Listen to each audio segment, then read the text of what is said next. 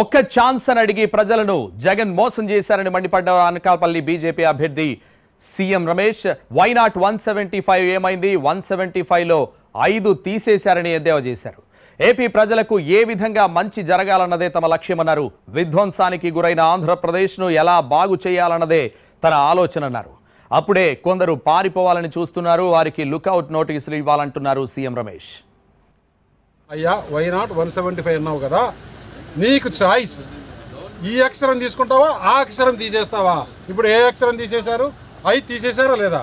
175లో 5 తీసేశారా లేదా? 5 తీసేశారు. నీకు 17 పెట్టారు.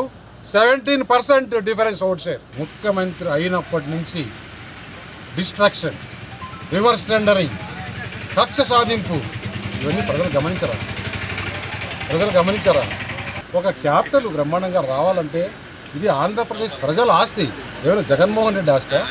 ఆ క్యాపిటల్ని డిస్ట్రక్షన్ చేశావు. ఇన్స్టెంట్గా శిక్ష చేశారు చెప్పింది, ఇప్పుడు చేశారా లేదా? మామూలు శిక్ష కాదు కదా, ఇది మామూలు శిక్ష కాదు కదా. ఆ గెలిచిన 6 మందో 10 మందో ఎవరో అప్పుడే నాకు ఫోన్లు వస్తున్నాయి.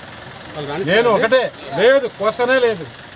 ఏ విధంగా ఆంధ్రప్రదేశ్లో దోచుకున్నారో ఆ దోచుకున్న డబ్బులను ఆ పారిపోయే ఈరోజు రాత్రికి చాలామంది పారిపోతున్నారండి. నేను అధికారులకు ఒకటే చెప్తున్నాను, అందరికీ లుకౌట్ నోటీసులు ఇవ్వండి. ఎవరెవరు ఎక్స్ట్రాలు చేశారు, ఎవరెవరు దోచుకున్నారు, ఎవరెవరు ఆంధ్రప్రదేశ్ సంపద దోచుకున్నారో ఆ సంపద అంతా మళ్ళీ వెనక్కి తీసుకురావాలా, ప్రజలకు పంచిపెట్టాలా. రాబోయే రోజుల్లో డిస్ట్రాక్షన్స్ ఉండవు, కక్ష సాధింపు చర్యలు ఉండవు, మంచి పరిపాలన ఉంటుంది. ఇక్కడ ఆంధ్రప్రదేశ్లో పవన్ కళ్యాణ్ గారు, చంద్రబాబు నాయుడు గారు, నరేంద్ర మోడీ గారు ఆంధ్రప్రదేశ్ కూర్చొని వారు ఒక ప్రణాళిక వేసుకొని ఆంధ్రప్రదేశ్ ప్రజలకు ఏది చేస్తే మంచి జరుగుతుంది, ఆంధ్రప్రదేశ్ చెడిపోయిన ఆంధ్రప్రదేశ్ను ఏ విధంగా బాగు చేయాలనే ఆలోచన ఉంటుంది. కానీ మీరు ఎవరు కూడా భయపడాల్సిన అవసరం లేదు.